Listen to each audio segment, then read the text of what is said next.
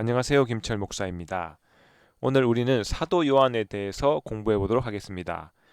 요한의 이름으로 우리 예수님 곁에서 사역을 했던 두 사람이 있는데요. 한 사람은 세례 요한입니다. 그리고 또 한 사람은 사도 요한이 되겠습니다. 세례 요한은 우리 예수님이 하나님의 어린 양이라고 선언했던, 그리고 하나님 나라가 가까이 왔다라고 선언했던 사역자입니다. 그런가 하면 우리 예수님과 3년 동안 함께 공생의 삶에 동참했던 사도 요한은 많은 시간이 지나고 하나님은 사랑이라고 선언하는 놀라운 그 선언을 그의 편지에 담았던 사람입니다. 오늘 이 사도 요한의 편지들을 살펴보도록 하겠습니다. 먼저 이 사도 요한 그의 전반적인 인생이 어떠했는가 크게 살펴보도록 하겠습니다. 사도 요한 그가 갈릴리에서 아버지와 형과 함께 고기를 잡을 준비를 하고 있었습니다. 바로 그때 그 바닷가에 우리 예수님께서 찾아오셨습니다.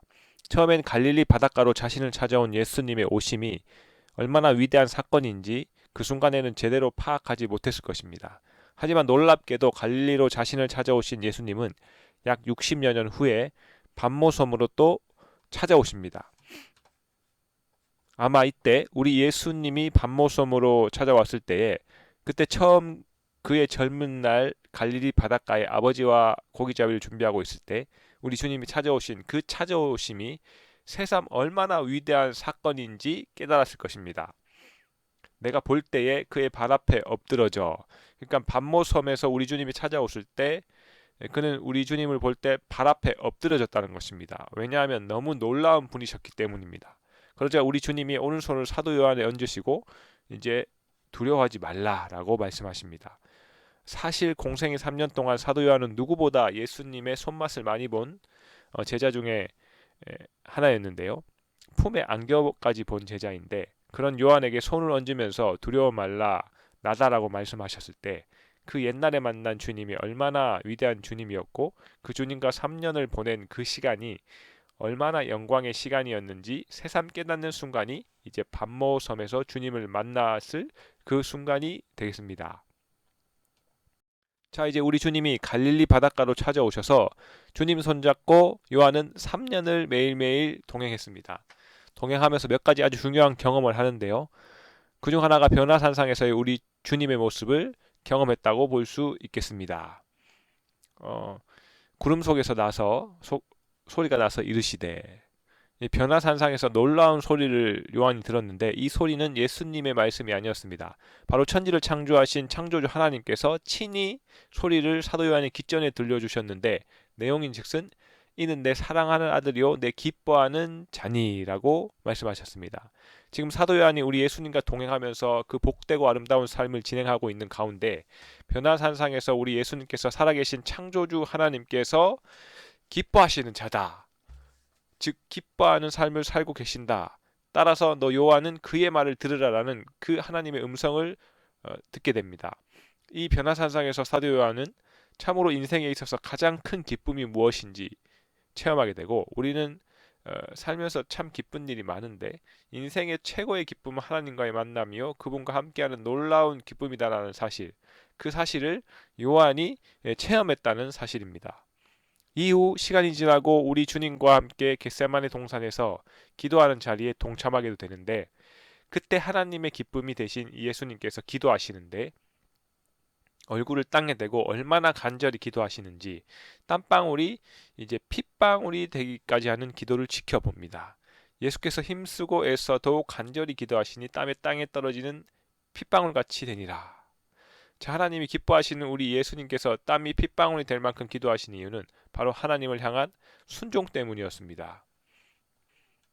아버지의 뜻을 따르겠다는 것인데 우리 예수님께서 하나님의 뜻에 순종하시기 위하여 그렇게 기도하시고 그 다음 순종의 내용으로 십자가를 지시는 그 모습을 사도 요한이 눈으로 보고 경험하면서 사도 요한이 예수님의 순종을 깨달은 것입니다. 바로 그 순종의 자리인 십자가에서 우리 예수님께서 사도 요한에게 보라 내 어머니라 라고 하시는데 그때부터 그 제자가 자기 집에 모시니라 라고 기록되어 있습니다. 즉 십자가에서 사도 요한에게 마리아를 부탁하신 것인데 바로 그 순간 이후부터 사도 요한에게 마리아를 돌보라라는 내용이었습니다. 돌봄이라는 건데 정말 놀랍습니다. 따라서 사도 요한은 우리 예수님을 만나서 많은 내용을 배웠고 그 중에 중요한 내용 중에 하나가 바로 기쁨이고 또 하나가 순종이고 또 하나가 돌봄이었다는 사실인데요. 그 순종, 돌봄, 기쁨을 그 마음에 품고 우리 주님의 모습을 상상하면서 그는 예수님의 부활하신 모습과 승천하신 모습, 이후에 밤모섬에 다시 찾아오실 때까지 그 긴 시간을 60여 년의 시간인데 그의 삶을 기쁨으로 또 그의 삶을 순종으로 그의 삶을 누군가의 돌봄의 이야기로 채웠다라는 사실입니다. 그러는 가운데 그는 놀랍게도 하나님은 사랑이시다라고 결국 선언하게 되고 자신의 모든 삶의 이야기는 하나님의 형상을 닮은 인생들을 끝내 사랑하셔서 하나님의 형상에서 멀어진 그 인생들을 끝까지 사랑하시기 위하여 그들의 허물을 덮기 위해서 사랑하는 독생자 예수 그리스도를 이 땅에 보내셔서 십자가를 지게 하심으로 하나님의 사랑을 이루신 그 놀라운 이야기가 자신의 삶 깊숙한 곳에 들어와서 기쁨이 되었고 또 그 놀라운 뜻을 이루어가는데 순종하는 사역자가 되고 싶었으며 그리고 그 구체적인 내용으로 즉 마리아를 포함한 또한 마리아 이외의 복음의 2세대들을 전반적으로 돌보는 책임 있는 일을 그의 삶을 살면서 진행했다는 이야기입니다. 바로 이 이야기가 사도 요한의 1, 2, 3서 편지 이야기가 되겠고 또 요한계시록까지 그 전반적인 이야기가 되겠습니다. 12사도 가운데 끝까지 살아남아서 사랑의 힘으로 이 복음 2세대를 돌보는 일을 진행한 사도 요한 이야기를 살펴보면 먼저 복음 1세대가 탄생되는 시점 바로 그 중요한 부활 후 우리 주님을 만난 자리의 장면을 살펴보게 되면 베드로가 사도 요한을 지목해서 우리 예수님께 질문했던 이야기를 찾아볼 수 있습니다. 베드로가 돌이켜 예수께서 사랑하시는 그 제자가 따르는 것을 보니 그는 만찬석에서 예수의 품에 의지하여 주님을 파는 자가 누구오이니까 묻던 자더라. 이에 베드로가 그를 보고 예수께 여짜오되 주님 이 사람은 어떻게 되겠사옵나이까. 베드로가 예수님 품에 안겨본 적 있는 사도 요한을 지목해서 말하는 겁니다. 그러자 이제 예수께서 이르시되 내가 올 때까지 그를 머물게 하고자 할지라도 너는 무슨 상관이냐? 너는 나를 따르라 라고 하십니다. 이 말 속에 들어가 보면 사도 요한이 아주 오래까지 이 땅에 머물면서 우리 주님 맡겨주신 일을 감당해야 된다 라는 내용을 담고 있었다는 겁니다. 그래서 결국은 사도 요한은 복음 1세대들이 로마 대화제 사건으로 한꺼번에 다 처형당한 그 위기 가운데서도 결국 사도 요한은 살아남게 되고 그리고 이후 복음의 2세대들이 로마 대화제 사건 이후 로마 제국의 그 많은 핍박 속에서 복음의 2세대들이 끝내 사도 요한의 따뜻한 사랑과 돌봄 그것을 받아가며 오히려 이제 복음 1세대들에 비해서 뒤지지 않게 복음을 증거하는 놀라운 사역을 감당하게 되는데요. 이것은 우리 주님이 이미 그를 통해서 크게 계획하신 내용이었다라고 먼저 살피시면 되겠습니다. 자, 계속해서 베드로가 예수님께 질문하기 이전 상황, 즉 예수님의 십자가 사건을 다시 보시면 예수께서 자기 어머니와 사랑하시는 제자가 곁에 서 있는 것을 보시고 자기 어머니께 말씀하시되 여자여 보소서 아들이다 라고 말씀하십니다. 그리고 또 예수님이 십자가 상에서 바로 그 제자에게 즉 사도 요한에게 이르시되 보라 내 어머니이다 라고 말합니다. 사실은 십자가에서 이 다만 고개로 그 아픔 가운데 눈빛을 주면서 서로를 소개해 놓습니다. 이미 3년 동안 아는 사이였을 텐데 바로 이 순간을 통해서 그때부터 그 제자가 자기 집으로 마리아를 모시고 끝내 어머니로 돌보았다는 말입니다. 물론 자신의 어머니도 함께 잘 돌보았을 것입니다. 잘 아시겠습니다만 요한과 야고보의 어머니도 정말 만만치 않은 어머니였는데 두 아들을 하나님 나라의 좌편 우편에 앉게 해달라고 청탁을 하는 그 10명이 다른 제자가 지켜보는 가운데 그런 말을 할 정도로 센 엄마인데 사실은 마리아도 세기로는 만만치 않은 사람입니다. 그런데 사도 요한은 이후에 바로 자신의 어머니와 마리아를 잘 돌보는 그리고 이후에 보면 자신의 형 야고보가 순교의 제물이 되고 결국은 형제가 서로 합해서 어머니 두 분을 모시는 것이 아니고 요한이 혼자 어머니 두 분을 끝내 돌보는 그런 사역을 감당했다는 겁니다. 자, 이렇게 돌보는 일에 아주 훌륭한 품성을 가진 사도 요한이 이후에 복음 1세대들이 로마 대화제 사건으로 다 죽고 복음 2세대들이 남아있을 때 그들을 잘 돌보아서 결국은 30년 동안 월등하게 복음을 증거할 수 있도록 잘 도왔다는 이야기가 되겠습니다. 또한 세 번째로 가보면 결국은 한 세대가 지나고 AD 90여 년이 이르렀을 때 이를테면 일곱 교회에 이제 편지를 보냅니다. 이후 로마의 극심한 박해로 지하 무덤 카타콤에 숨어 있고 하지만 복음 2세대들이 사그러들지 않고 그들이 다 놀랍게도 복음의 1세대들에 비해서 손색 없이 하나님 나라를 굳건히 세우고 살아있다라는 것으로 그 증거를 보여주고 있고요. 바로 이런 복음 2세대들의 아름다운 복음 사역에 사도 요한은 자신을 그들의 형제라고 소개하면서 예수의 환난과 나라와 참음에 동참하는 자다라고 자신을 소개했습니다. 그 어려운 시기에 로마 대화제 사건 이후에 로마의 박해가 진행되는 그런 상황에서도 기독교를 보듬어 안고 같이 하나님 나라를 꿈꾸는 이런 놀라운 성과를 내신 분이 바로 사도 요한이 되겠습니다. 자, 그 복음 2세대들 그들의 행동은 어떠한가를 이제 살펴보겠는데요. 이 복음 2세대들은 사실 복음 1세대와 함께 그 긴 시간을 보냈는데 그 복음을 가진 자의 행동이 어떠해야 되는가라는 것도 체험합니다. 바로 복음 2세대인 디모데의 경우는 복음 1세대 사역자인 바울과 함께 동행하면서 떠나고 보내지고 또 보내지고 머물게 되고 보내지고 또 오라 하면 또 가야 되고 이 디모데는 진리의 행동파인 사도 바울과 함께 그 긴 시간을 보내면서 이렇게 놀라운 진리의 행동을 주저하지 않고 그리스도의 복음을 위해서 행동합니다. 이미 그것을 체험해서 몸 약한 디모데지만 배웠다는 것입니다. 뿐만 아니라 복음 2세대의 지도자인 디도 또한 고린도로 가라 그러면 가고 예루살렘으로 보내지고 남겨지고 또 달마디아로 보내면 가고 또 두기고는 어떻습니까? 곳곳에 편지를 들고 이 크고 어려운 이들을 많은 사정을 담아서 그 먼 길을 가게 해도 가는 바울의 동력자들 가운데 동선이 가장 컸던 분인데요. 에베소로도 보내줬고 골로새로도 보여줬고 그레데로 또 보내진 사람입니다. 이렇게 이들은 행동할 수 있는 세대였다라는 것입니다.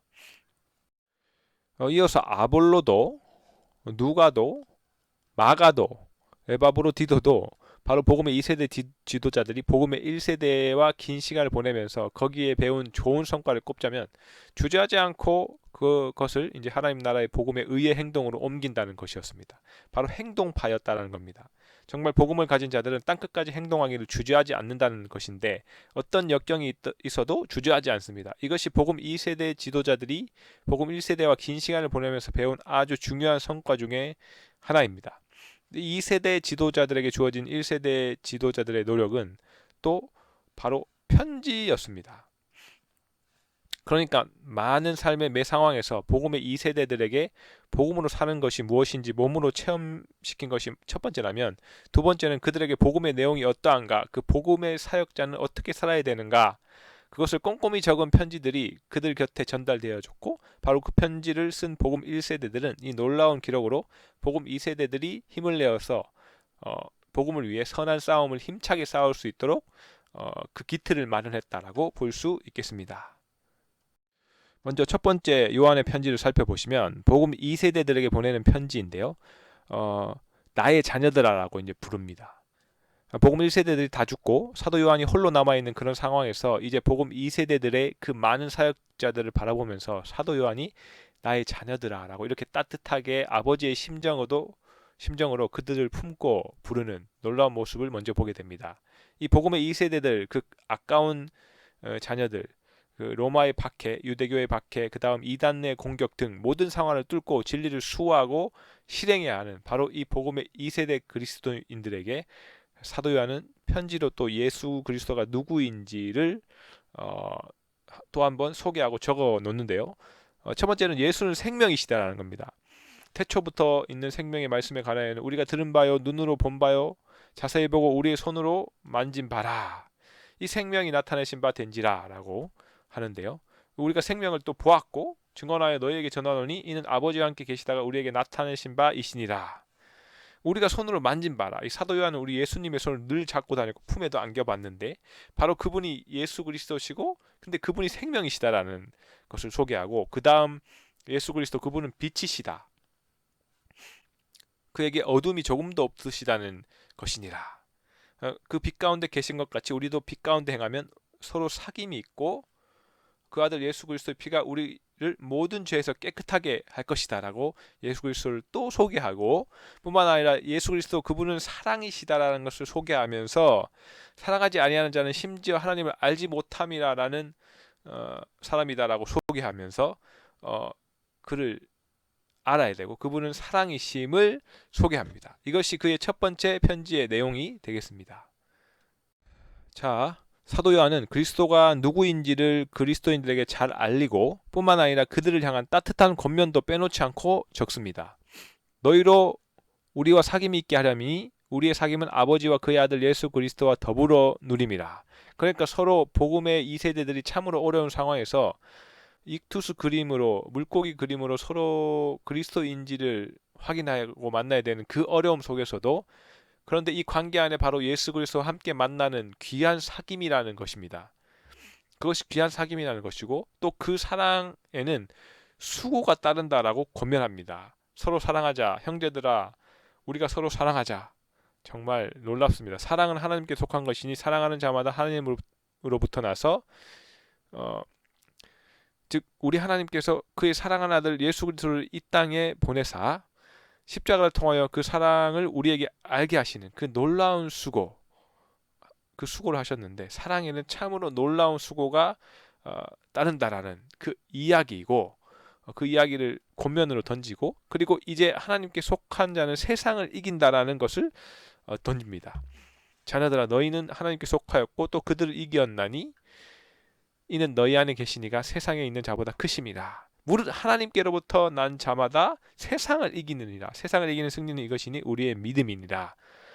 라는 말을 던집니다. 그러니까 언뜻 보면 복음이 전해진 지 60여 년 만에 세상은 정말 환경은 가장 힘이 센 로마가 압박해오는 그런 상황인데 그리스도인들은 그 로마를 늘 피해야 되는 안타까운 상황인데 로마는 승자이고 그리스도인은 패배자인 것 같은데 겉으로는 사실은 그렇지 않다는 것입니다. 이미 세상을 이겼다는 그 사실을 믿는 믿음이 세상을 이기게 하고 그것이 진리이고 중요하다라고 권면하고 있습니다. 그리고 예수를 믿는 자는 구원을 얻는다. 즉 영생은 주께 있다라고 또 권면하면서 내가 하나님의 아들의 이름을 믿는 너희에게 이것을 쓰는 것은 너희로 하여금 너희에게 영생이 있음을 알게 하려 함이라. 놀랍습니다. 이런 놀라운 권면을 사도 요한은 복음 2세대들에게 편지로 적어 보내어서 다시 한번 선한 싸움을 싸우게 기틀을 마련해 주고 있겠습니다. 자, 이제 사도 요한이 두 번째 편지를 씁니다. 그러니까 살펴보면 내가 너희에게 쓸 것이 많으나 종이와 먹으로 쓰기를 원하지 아니하고 오히려 너희에게 가서 대면하여 말하려 하니. 빨리 달려가서 얼굴로 대면하고 서로 사귀고 살아계신 하나님을 찬양하고 그 어려운 박해 가운데서도 더 놀라운 하나님의 사랑과 기쁨을 충만케 하고 싶다는 것을 말하면서 그러면서 당부하기를 누구든지 이 교훈을 가지지 않고 너희에게 나아가거든 그를 집에 들이지도 말고 인사도 하지 말라라는 겁니다. 다른 교훈을 가지고 이 복음 2세대들에게 들어와서 뭔가 잘못 가르치는 이들이 있을 수 있다는 것입니다. 뭐 토착 사상에 의거해서 영지주의 같은 이런 이단이 나타날 텐데요. 이 진리의 예수 그리스도의 내용이 아닌 다른 내용을 가지고 복음 2세대 교회에 가르치려고 하는 자들을 조심하고 그런 자들은 인사도 하지 말라라고 말하고 있습니다. 즉 지금 복음 2세대들에게는 유대인들, 사내들인 공개 세력들과의 대결 구도는 당연히 그대로 남아있고 더 큰 로마와의 대결 구도에서 복음이 온 세상에 증거되어지는 가운데 어느 지역에 전해져 내려오던 일종의 토착 사상들과 복음이 만나서 그런 부분 가운데 진리의 복음이 잘못 이해되어지는 부분들이 있었다는 건데 그것도 극복하라는 말입니다. 이를테면 여기에서 표현되는 것 하나가 바로 영지주의라는 건데요. 영지주의를 살펴보면 인간은 참된 지식을 얻음으로 구원된다는 이 종교 철학적 이원론을 표방하는 운동입니다.